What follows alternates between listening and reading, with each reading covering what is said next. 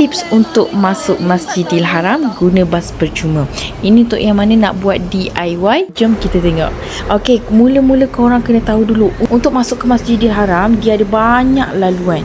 Kalau naik kereta, naik Uber, naik teksi, naik bas free, bas shuttle, yang naik bas group guna travel agency. Okey, tapi kali ni bas ni fokus untuk yang mana nak DIY. Ini saya senaraikan hotel-hotel yang ada dekat dengan depan bas percuma ni 24 hours. Betul-betul bas tu terletak dekat depan hotel. Fendek Seraya Saif, Fendek Aila Bakar, Fendek Borhan Bakar dan lain-lain. Korang boleh tengok dekat list yang saya dah tulis dekat description. Sampai pun Masjidil Haram, boleh tengok dekat sini banyak bas. Ini bas percuma 24 hours, memang betul-betul depan hotel.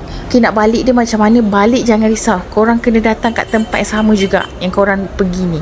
Korang datang kat sini balik, lepas tu pergi dekat bas, cakap dengan dia Mahbas Al-Jin. Mahbas Al-Jin itu nama jalan dia. Kalau kata Mahbas Al-Jin, dia akan berhenti kat situ. Okay, korang lalu je jalan terus ni sampai pintu masuk. Okay, korang nampak tak sebelah kanan ni? Sebelah kanan ni adalah rumah Nabi Muhammad sallallahu alaihi wasallam. Nabi dilahirkan oleh ibunya Siti Aminah dan bapanya Abdullah. Nabi dilahirkan pada hari Isnin 12 Rabiul Awal tahun Gajah. Sekarang ni rumah Nabi dijadikan sebagai Maktabah Mekah Al-Mukarramah, dijadikan perpustakaan. Nabi dilahirkan dekat Mekah.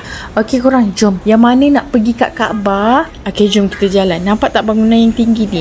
Bangunan yang tinggi ni, korang jalan terus. Jangan belok kanan, jangan belok kiri. Jalan terus. Korang akan nampak eskalator turun. Eskalator turun tu korang akan terus turun dekat depan Kaabah. Turun eskalator tu ambil kanan. Turun eskalator tu ambil kanan. Ambil belah kiri Safa dan Marwah, itu untuk sa'i.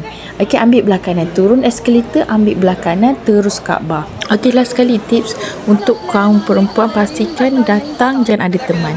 Bawalah ayah ke, abang ke, adik lelaki ke. Okey. Okey korang, semoga Allah terima ibadah kita semua. InsyaAllah, amin.